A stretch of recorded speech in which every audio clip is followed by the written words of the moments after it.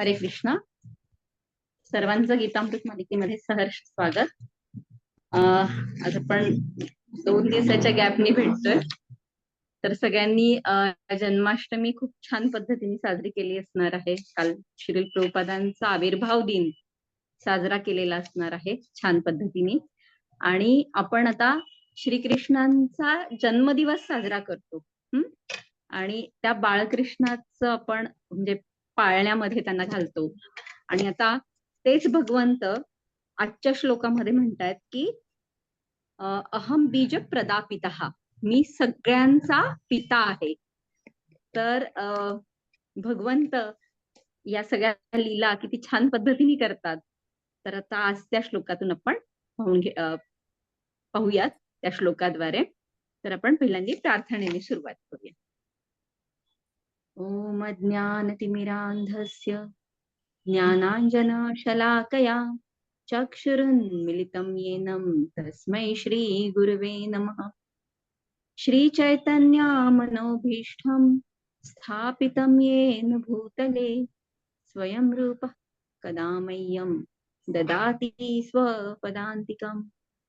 वन्देऽहं श्रीगुरो श्रीयुतापदकमलम् श्रीगुरुन् वैष्णवांश्च श्रीरूपं साग्रजातान् सहगण ललिता श्रीविशाखान्वितांश्च नमो विष्णुपादाय कृष्णप्रेष्ठाय भूतले श्रीमते भक्तिवेदान्त स्वामिन् इति नामिने.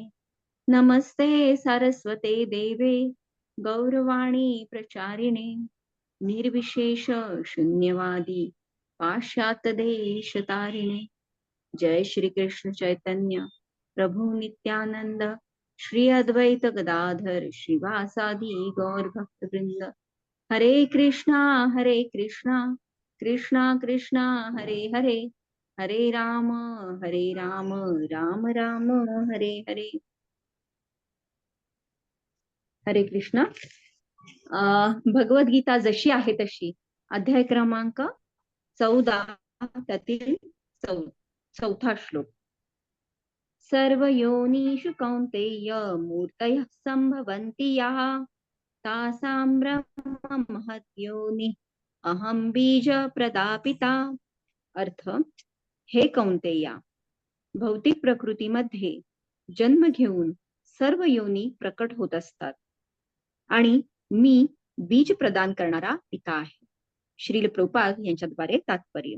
या श्लोकामध्ये स्पष्टपणे म्हटले आहे की भगवान श्रीकृष्ण सर्व जीवांचे मूळ पिता आहेत. प्राणी मात्रे म्हणजे अपरा प्रकृती आणि परा प्रकृती यांचा संयोग होय. असे जीव केवळ याच ग्रहलोकात आढळतात असे नाही, तर अत्युच्च ब्रह्मलोकासहित इतर सर्व लोकांवर आढळतात.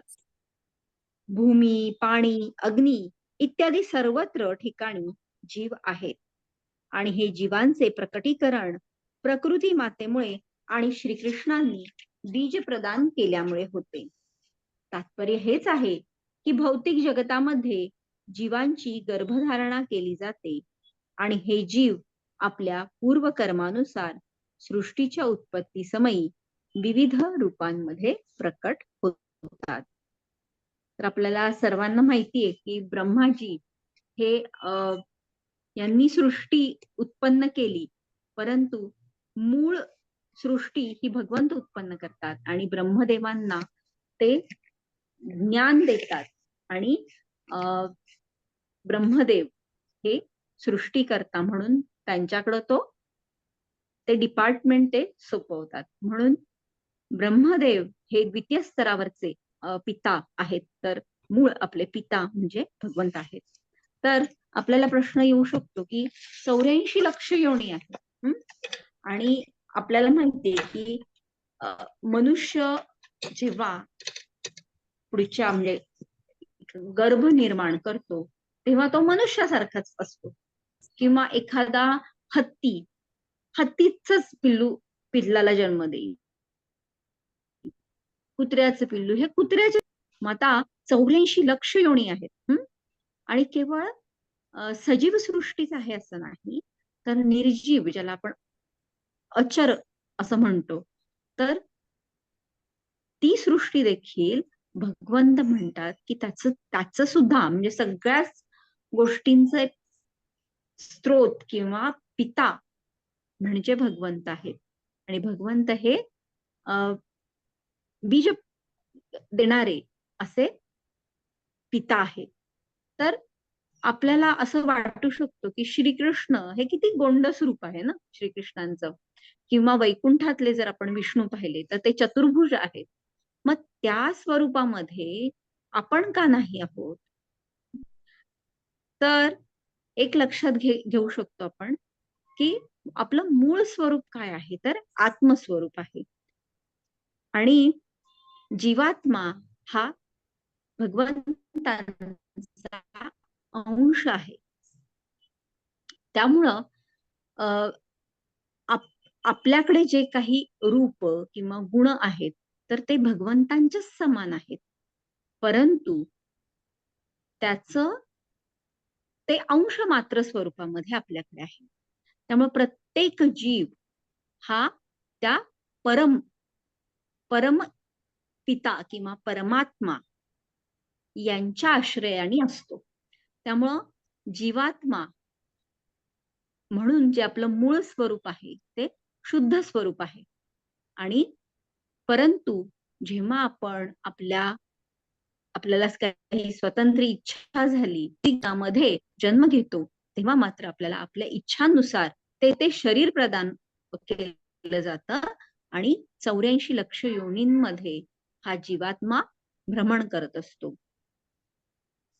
तर अजून एक उदाहरण देऊन सांगू शकते की जर मग सांगितल्याप्रमाणे की मनुष्याचा गर्भ हा मनुष्याप्रमाणेच असेल, परंतु भगवंत देखील या 84 लक्ष योनींमध्ये म्हणण्यापेक्षा प्राणी मात्रांचं देखील रूप धारण करतात स्वतः भगवंत.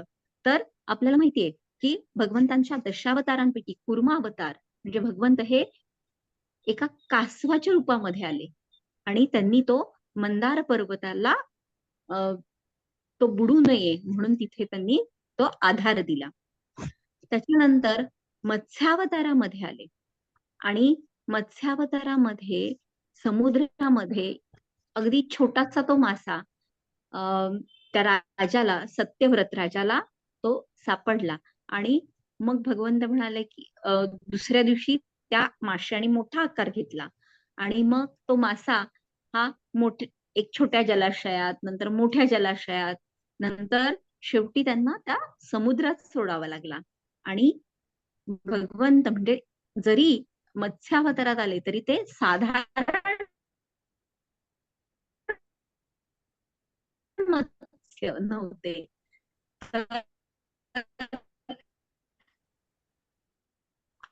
आजचं त्यांचं जे आकार होता तो उद्याचा आकार हा खूप विशाल आकार त्यांनी प्राप्त केला. आणि त्या मत्स्यावतारामध्ये त्यांनी थोडस किळस येते की एखादा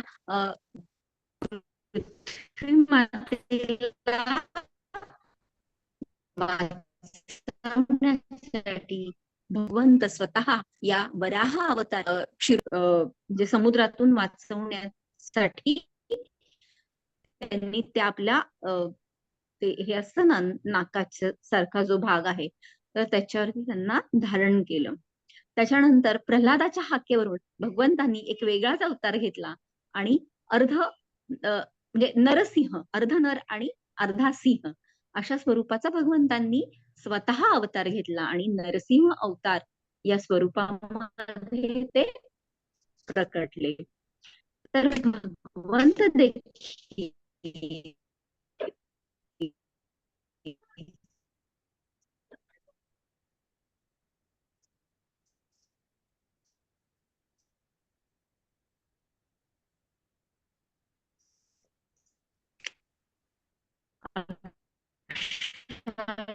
वेगवेगळ्या शरीरांमध्ये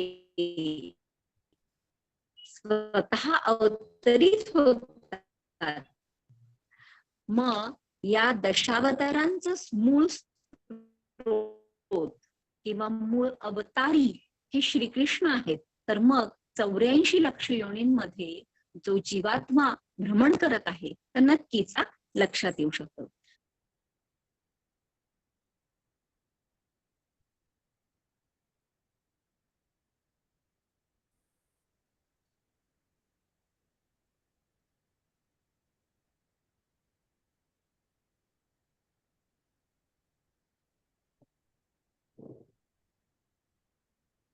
सॉरी, माझं रेंज मध्ये गेलेली. तर रेंज गेली तर फक्त मला हॉटस्पॉट लागेल. तर हा जेव्हा आपल्या इच्छानुसार मृत्यूच्या समयी एखादी इच्छा करतो तर त्या इच्छा त्या जीवात्म्याला त्या शरीरामध्ये किंवा देहरूपी वस्त्राचा ते आवरण आपल्याला प्रदान करतात. आणि ह्या 84 लक्ष योनी म्हणजे केवळ या जीवात्म्यावरती असणारं आवरण आहे. त्यामुळं मूळ आपण जीवात्मा या स्वरूपात भगवंतांचेच अंश आहोत हे लक्षात घेणं महत्वाचं आहे. केवळ आपल्या पूर्व कर्मानुसार किंवा आपल्या इच्छांनुसार आपल्याला केवळ ही आवरण बदलावी लागतात, ज्याला आपण विविध शरीररूपी योनी असं म्हणतो. मग ही आवरण कशी आहेत तर स्थूल आणि सूक्ष्म स्वरूपामध्ये. स्थूल शरीर म्हणजे पांचभौतिक शरीर असं आहे आणि सूक्ष्म शरीर म्हणजे मन, बुद्धी, अहंकार. तर आता पृथ्वीवरचे जे सगळे जीव आहेत तर त्याच्यामध्ये पृथ्वीचा अंश हा अन्य महाभूतांपेक्षा अधिक आहे. त्यामुळं इथली जी जीवसृष्टी आहे ही पार्थिव जीवसृष्टी आहे. तेच जर आपण जलीय सृष्टीमध्ये जर प्रवेश केला तर जलचर जर सृष्टी पाहिली तर त्याच्यामध्ये पाण्याचा अंश त्या शरीरामध्ये जास्त आहे. त्यामुळं ते तिथले सगळे जीव हे जलीय या किंवा जलचर या स्वरूपामध्ये आहेत. नंतर आपण वायवीय अवकाशामध्ये म्हणजे वायू लोकात किंवा जिथे वायू जास्त आहे किंवा असमंत आहे तर तिथे जर आपण पाहिलं तर तिथे असणारे जे सगळे जीव आहेत तर ते कसे आहेत, तिथे वायूचा अंश जास्त आहेत.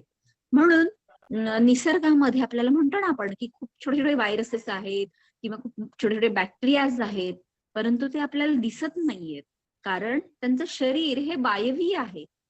जोपर्यंत आपण त्यांना सूक्ष्मदर्शकाखाली किंवा आधुनिक उपकरणांद्वारे ते पाहू शकत नाही तोपर्यंत आपल्याला ते दिसत नाही. तर अशा पद्धतीने वायवीय शरीर आहेत. किंवा अग्नितत्वामध्ये आपण म्हणतो ना की अग्नी ह्या सगळ्या जीवांना मारून टाकते, परंतु सूर्यलोक जर घेतला तर तिथे साक्षात जिथं अग्नीचा स्रोत आहे तर तिथे देखील जीवसृष्टी आहे, परंतु तिथल्या जीवांचं जे शरीर आहे त्याच्यामध्ये अग्नितत्व जास्त आहे. तर अशा पद्धतीने आपण पाहू शकतो की हे जे पांचभौतिक शरीर आहे तर ते त्या महाभूताच्या आधिक्यामुळं ते आवरण किंवा शरीर धारण करतं. तसंच सूक्ष्म शरीरामध्ये मन, बुद्धी, अहंकार या स्वरूपात जर आपण पाहिलं तर बुद्धीचं किंवा बुद्धीचा अंश ज्यांच्यामध्ये जास्त आहे असं साक्षात बौद्धिक शरीर म्हणजे आपण ब्रह्माजींचं उदाहरण पाहू शकतो. त्याच्यानंतर अहंकार ज्यांच्यामध्ये खूप सारा अहंकार भरलेला आहे तर त्या अहंकाराचं स्वरूप धारण करणारे आसुर आपण पाहू शकतो. त्याच्यानंतर मन, बुद्धी आणि अहंकार. मन म्हणजे काय तर सत्व, रज, तम हे 3 गुणांनी युक्त मन म्हणजे जिथे चंचलपणा आहे, मनाचा चंचलपणा आहे, किंवा खूप संवेदना किंवा खूप भावना या स्वरूपामध्ये आहेत. तर असं आपण म्हणजे इंद्रांचं उदाहरण जर पाहिलं तर तिथे कसं आहे की या म्हणजे मानसिक लेवलवरती तो अंश जास्त असलेला आपल्याला आढळतो. तसंच मनामध्ये जे सत्व रजतम आहेत, पृथ्वीवरती पण आपण कसं पाहू शकतो की काही जण सात्विक असतात, काही रजोगुणी असतात, काही तमोगुणी असतात, किंवा या तिन्ही गुणांचं कॉम्बिनेशन होऊन ते तरतमत्वाने अनेक विध प्रकार आपल्याला आढळतात. म्हणजे जर आपण गायीकडे जर पाहिलं तर आपल्या मनामध्ये नक्कीच सत्वगुण निर्माण होतो. त्याच्यानंतर एका क्रोधी असणाऱ्या सर्प जे आहेत, सरपटणारे प्राणी किंवा साप आहेत, तर त्यांच्याकडे पाहिलं तर आपल्याला लक्षात येतं की अरे खूप क्रोधिष्ट असे आहेत, किंवा खूप चंचल अशा स्वरूपाचे आहेत. तर रजोगुण आपल्याला लक्षात येतो. किंवा हत्तीकडे पाहिलं तर, किंवा गेंडा जर पाहिला तर कसं आहे, ते स्थूल आहेत आणि ते निवांत, म्हणजे थोडक्यात काय की तमोगुण आपल्याला जास्त आढळतो. तर अशा पद्धतीने तरतमत्वानं सत्व रज तम अशा स्वरूपाच्या देखील योनी आपल्याला आढळतात. आणि भगवंत म्हणतात की या सगळ्यांचे स्त्रोत भगवंत आहेत. आणि याचे स्त्रोत आहेत हे भगवंताने आधी पण सांगितलेले आहे आपल्याला. की कसं सांगितलंय तर पृथ्वीचा गंध म्हणजे मी आहे, किंवा पाण्याचा रस म्हणजे मी आहे, वायूचं स्पर्श तत्व म्हणजे मी आहे, आकाशाचा शब्द गुण म्हणजे मी आहे, अग्नीचं जे रूप तत्व आहे तर ते म्हणजे मी आहे. तर ह्या पांचभौतिक गोष्टींचे जे गुण आहेत किंवा तन्मात्र आहेत, तर ते म्हणजे भगवंत म्हणतात की ते मी आहे. तर त्यामुळं कुठल्याही पांचभौतिक शरीरांचं जे मूळ उगम आहे ते म्हणजे भगवंत आहेत. तर हे झालं आपण स्थूल स्वरूपामध्ये पाहिलं. तर त्या गुणांच्या स्तरावरती जर आपण विचार केला तर आपल्याला एक ढोबळमानाने आपण दोन ह्याच्यामध्ये गुणांची विभागणी करू शकतो. एक म्हणजे चांगले गुण आणि वाईट गुण. तर चांगल्या गुणांचा स्त्रोत भगवंत आहेत हे आपल्याला समजू शकतं. किंवा एखादा चांगला गुण आपल्याला कुणाच्यात आढळला तर आपल्याला म्हणतो की भगवंत म्हणतात की मी सगळ्या ह्याचा पिता आहे, त्यामुळे त्या गुणांचं सुद्धा स्त्रोत भगवंत आहे हे आपल्याला लक्षात येतं. किंवा खूप सुंदर एखादी व्यक्ती असेल तर आपल्याला लक्षात येतं की अरे हे सौंदर्य हे भगवंतांच्या पासून आहे, त्यामुळं त्याचं स्त्रोत देखील भगवंत आहे हे आपण समजू शकतो. परंतु वाईट गुणांबद्दल कसं काय बरं म्हणतात भगवंत? कारण सगळ्याच ह्याचं जर स्त्रोत भगवंत आहेत तर आपल्यामध्ये बरेचसे वाईट दोष पण आहेत, ज्याला आपण षड्रिपू म्हणतो. किंवा तर मग त्याचं सुद्धा उगमस्थान भगवंत कसं काय आहेत बरं? तर आता हे समजून घ्यायचं असेल तर एक गोष्ट आपण पाहू शकतो की जेव्हा म्हणजे सूर्याला जर आपण सूर्यलोकात गेलो किंवा सूर्य असताना जर आपण म्हणालो की नाही मला अंधार शोधायचा आहे, तर ते शक्य होणार आहे का सूर्याच्या उपस्थितीमध्ये? तर नाही. पण जेव्हा आपण सूर्यापासून दूर जातो तेव्हा मग आपल्याला ती छाया किंवा सावली दिसते आणि मग तिथे आपल्याला तो अंधकार सापडतो. म्हणजे भगवंतांच्या उपस्थितीमध्ये खर तर कुठल्याच वाईट गुणांना थारा नाहीये. परंतु जेव्हा आपण भगवंतांपासून विमुख होतो तेव्हा मग हेच अवगुण किंवा वाईट गुण आपल्यामध्ये प्रकट होतात, ज्याला आपण माया म्हणतो. तरी देखील आपण षड्रिपूंच्या स्वरूपामध्ये जर ह्यांचं पाहिलं, जसं भगवंतांनी आपल्याला सांगितलंय की आध्यात्मिक सृष्टी आणि भौतिक सृष्टी याचं वर्णन करताना म्हणजे भौतिक सृष्टी हे प्रतिबिंब आहे किंवा उलट्या झाडाच्या स्वरूपामध्ये अध्यात्म आहे असं आपल्याला भगवंतांनी सांगितलेलं आहे. तर ह्या वाईट गुणांचा जरी आपण स्त्रोत शोधायचा प्रयत्न केला तरी पण आपल्याला लक्षात येतं की अरे ते देखील शुद्ध स्वरूपामध्ये आध्यात्मिक जगतामध्ये आहे. फक्त एकच गुण तिथं नाहीये, तो म्हणजे मत्सर. कारण भगवंत श्रीकृष्ण हे स्वतः प्रेममूर्ती आहेत आणि प्रेम ज्या ठिकाणी असतं तिथं मत्सराला थाराच नसतो. त्यामुळे तेवढा एक अवगुण जर सोडला तर बाकीचे सगळ्या अवगुणांचं स्रोत आपल्याला आध्यात्मिक जगतामध्ये सापडतं. तर ते कसं काय बरं? तर एक म्हणजे एक 2-3 गुणांवरती आपण थोडस चर्चा करण्याचा प्रयत्न करूया. तर एखाद्या व्यक्तीमध्ये कामवासना आहे. तर कामवासना म्हणजे काय की जेव्हा आपण स्वतःला केंद्रस्थानी ठेवतो आणि त्या स्वकेंद्रित अवस्थेमध्ये जेव्हा आपण कुठल्याही गोष्टींचा उपभोग घेण्याचा प्रयत्न करतो तर त्यावेळी त्या भावनेला म्हणायचं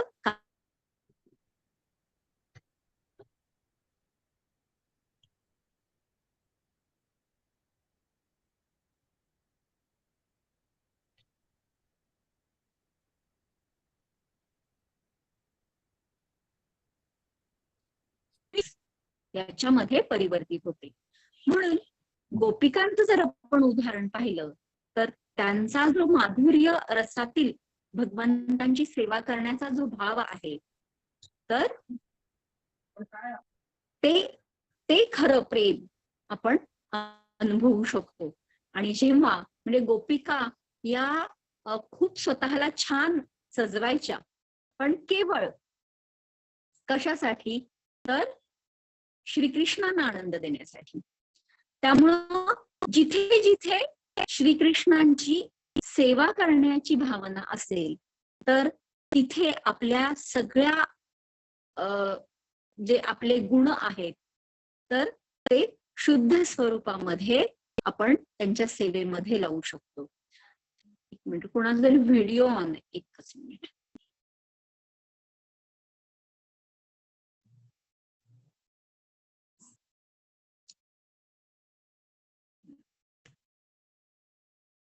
तर हे झालं काम. आणि दुसरं आपल्याला आचार्य काय सांगतात की आपल्याला देखील एक अशी बोल आज बुधवार आहे. तेच पण आज वार कुठला आहे? बुधवारी पण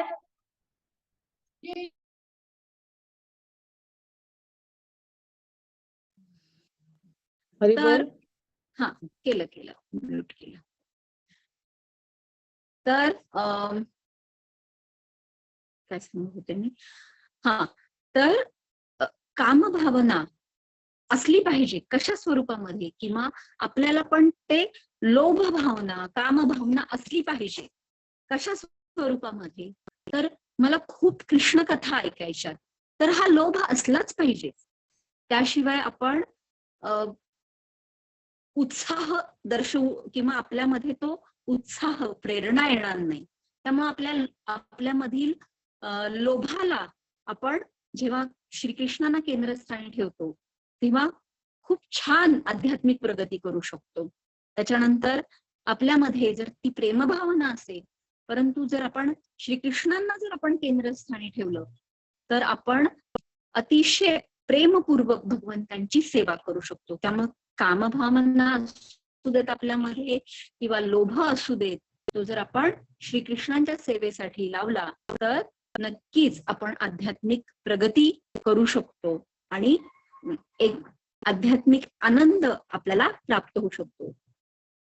आता क्रोध हे पण आपला एक अवगुण आहे आणि आध्यात्मिक जगतामध्ये आपल्याला राधाराणींची एक खूप छान राधाराणी आणि श्रीकृष्णांमधली एक लीला माहितीये की जेव्हा राधाराणी या मला वाटते भगवंत जेव्हा राधाराणींना सांगतात की तू चंद्रावलीप्रमाणे दिसते तेव्हा त्यांना खूप राग येतो आणि त्या मान मंदिराच्या ठिकाणी जाऊन रुसून बसतात आणि भगवंत इतके विनवणी करतात परंतु त्या काही त्यांचा जो राग आहे तो सोडायला तयार नसतात किंवा रुसवा सोडायला तयार नसतात.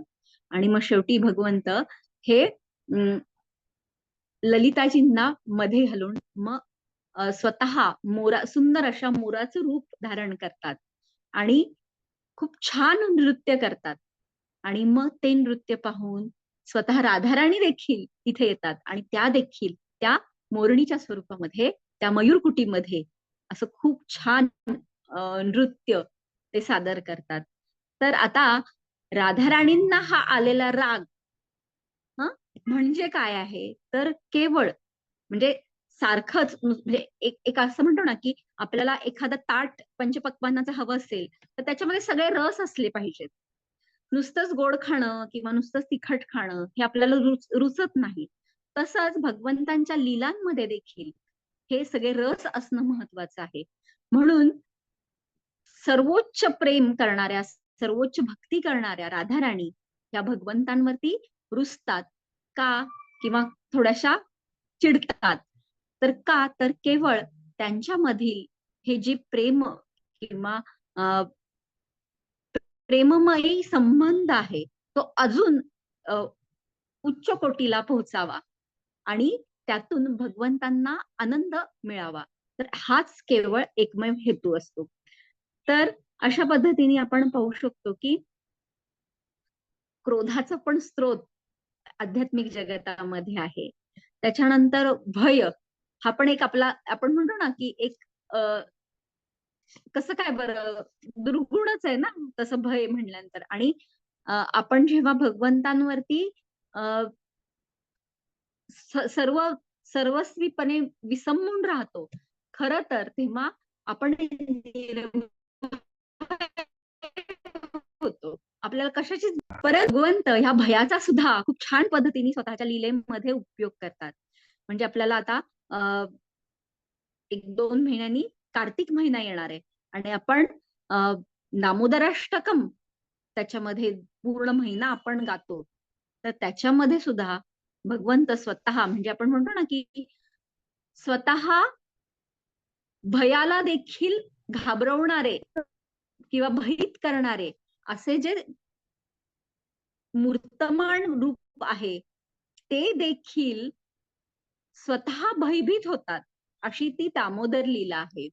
आणि त्याच्यामध्ये आपण गातो की यशोदाभियोलू खलाद भावमानम कराम भोज युग्मेन सातंक नेत्रम. इतके ते भयभीत झालेले आहेत की त्यांच्या नेत्रांमधनं अश्रुधारा वाहतायत. तर या भयाचा देखील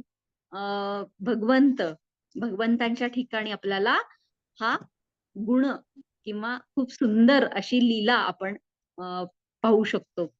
तर आपल्यामधले जे काही गुण आहेत, अवगुण आहेत, त्याचा स्रोत देखील शुद्ध स्वरूपामध्ये आध्यात्मिक जगतात आहे, केवळ मत्सर सोडून. कारण सूर्याच्या ठिकाणी अंधार असणं शक्यच नाही. तसंच प्रेममूर्ती भगवंतांच्या, श्रीकृष्णांच्या उपस्थितीमध्ये मत्सराला थारा नाही. त्याच्यानंतर आपल्यामध्ये ज्या काही क्षमता आहेत तर त्याचं सुद्धा स्रोत भगवंत आहेत. मगाशी जसं मी पंचमहाभूतांचं सांगितलं तसंच आपल्याला माहितीये की भगवंत काय म्हणतायत की धनुर्विद्येमध्ये श्रेष्ठ असणारा अर्जुन म्हणजे मी आहे. पांडवांमधील अर्जुन जो धनुर्विद्येमध्ये श्रेष्ठ आहे तर ते म्हणजे मी आहे. किंवा ज्ञानांमध्ये आपण वेदांना खूप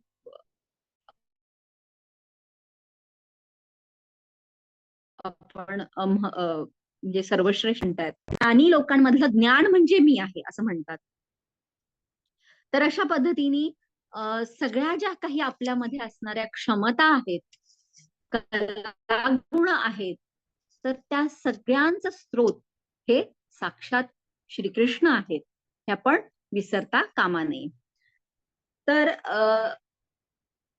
आता म्हणून कुठलाही एखादा छान गुण असेल आपल्याकडे तर आपल्याला त्याचं ही जर गोष्ट आपण लक्षात ठेवली की ह्याचं स्रोत हे भगवंत आहेत, आणि जर आपल्याला अहंकार झाला तर भगवंत तो गुण आपल्याकडून काढू देखील शकतात. जसं ते आपल्याला प्रदान करू शकतात, तसं एखादी गोष्ट आपल्याला आपल्याकडनं काढून किंवा हिरावून देखील घेऊ शकतात. तर गुणांच्या बाबतीत किंवा कर्मांच्या बाबतीमध्ये आपण पाहू शकतो की या सृष्टीचं उत्पन्न करणं किंवा त्या सृष्टीची स्थिती किंवा ते मेंटेन करणं आणि योग्य वेळी त्याचा विनाश किंवा प्रलय करणं हे देखील ब्रह्मतत्व, विष्णू तत्व आणि शंकरजींचं तत्व यांद्वारे स्वतः भगवंतच करत असतो. पण एखादा उपग्रह तयार करतो आणि तो ह्याच्यामध्ये स्पेसमध्ये सोडतो, तर हे जी आपली बुद्धी आहे, तर ह्याचं सुद्धा मूळ किंवा आता आपण खूप सारं तंत्रज्ञान विकसित झालेलं पाहतो. अगदी आर्टिफिशियल इंटेलिजन्स पर्यंत आपली आता सध्या मजल गेलेली आहे. तर ह्या सगळ्या गोष्टींचं मूळ उगमस्थान म्हणजे श्रीकृष्ण आहेत. मग आता सगळ्या गोष्टींचं मूळ उगमस्थान श्रीकृष्ण आहेत हे आपल्याला कळलं, तर मग आपल्याला काय म्हणजे यातून आपल्याला काय संदेश किंवा काय शिकायचं आहे. तर एक आपल्याला शिकणं महत्वाचं आहे की आता आपल्याला तो आपला स्वतःचा मूळ स्वरूप काय आहे हे ओळखायचं आहे आणि त्या स्वरूप स्थितीमध्ये आपल्याला राहायचं आहे. म्हणजे एखादा आपण बाजारातून एक खूप छान आपण वस्त्र घेतलं, कपडे घेतले, परंतु आपण जर ते धुतलेच नाहीत आणि त्याचा वापर करत राहिलो, तर काही काळानंतर एक लक्षात येतं की अरे या कपड्याचा मूळ रंग कुठला होता. मग त्याला खूप आपल्याला स्वच्छ करावं लागतं, साबण लावावं लागतो, ब्रशनी घासावं लागतं, गरम पाण्यामध्ये त्याला उकळावं लागतं कधी कधी, तेव्हा कुठे जाऊन आपल्याला तो मूळ रंग आपल्याला दिसतो. तसंच आपलं मूळ स्वरूप काय आहे, तर ब्रह्माजी काय म्हणतायत ब्रह्मसंहितेमध्ये पहिलाच हे श्लोक काय म्हणतायत की ईश्वर हा परम कृष्ण सच्चिदानंद विग्रह अनादिरादि गोविंद सर्व कारण कारणम. म्हणजे भगवंतांना काय म्हणतात ते की तुम्ही सगळ्याच कारणांचं कारण आहात आणि कसे आहात, तर सत चित आनंद. आणि आपण काय म्हणतोय की आपण श्रीकृष्णांचेच अंश आहोत. तर आपलं देखील स्वरूप असंच सत चित आनंद असंच आपलं मूळ स्वरूप आहे. आणि ते स्वरूप आता त्या मलिन वस्त्रासारखं विविध आवरणांनी ते मळलेलं आहे किंवा आवरित झालेलं आहे. त्यामुळे आपल्याला ते मूळ स्वरूप आपल्याला दिसत नाहीये. आणि ते आपल्याला जर मूळ स्वरूप शोधायचं असेल, तर मग आपल्याला काय करायला लागेल, त्या कपड्याला स्वच्छ करावं लागेल. मग आपलं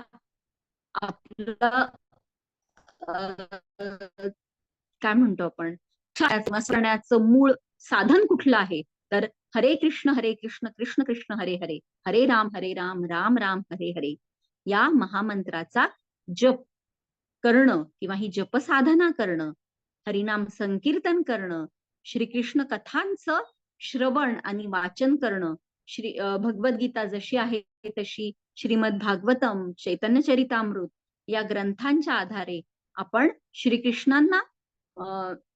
श्रीकृष्णांबद्दल अधिकाधिक जाणून घेण्याचा प्रयत्न करणं.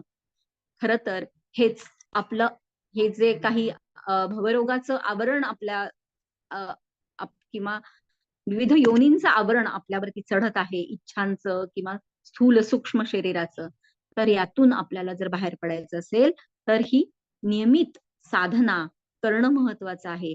आणि श्रील प्रभुपाद आपल्याला काय सांगतायत की खरं तर आपलं मूळ स्वरूप काय आहे, तर दास दास दासानुदास हा श्री चैतन्य महाप्रभूंनी दिलेला दाखवलेला मूळ स्वरूपाचं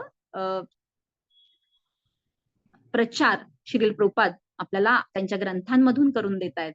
त्यामुळं दास दासानुदास ही खरी आपली ओळख टिकवायची असेल तर साधनेबरोबर भगवंतांच्या सेवेमध्ये संलग्न होणं हे देखील आपल्यासाठी खूप महत्वपूर्ण अशी आपली जबाबदारी आहे.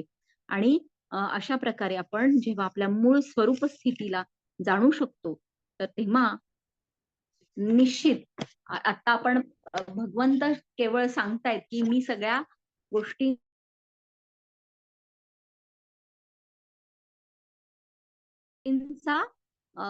बीज प्रदान करणाऱ्या गोष्टी करू, तर तेव्हा त्याच्या समवेत असू आणि साक्षात प्रत्यक्ष त्यांच्या सेवेमध्ये संलग्न होऊ. तर अशा प्रकारे आपण या श्लोकाचा अर्थ समजून घेण्याचा प्रयत्न केला. आता उद्या 5व्या श्लोकाबद्दल अधिक माहिती उद्या 2 वाजता आपण सगळेजण जाणून घेणार आहोत. त्यामुळे उद्या देखील 2 वाजता सगळ्यांनी जॉईन व्हा. हरे कृष्णा. याबद्दल आता कुणाला काही शंका असतील, काही कमेंट्स असतील तर नक्की सांगा. काही प्रश्न विचारायचे असतील तर विचारू शकता. हरे कृष्णा.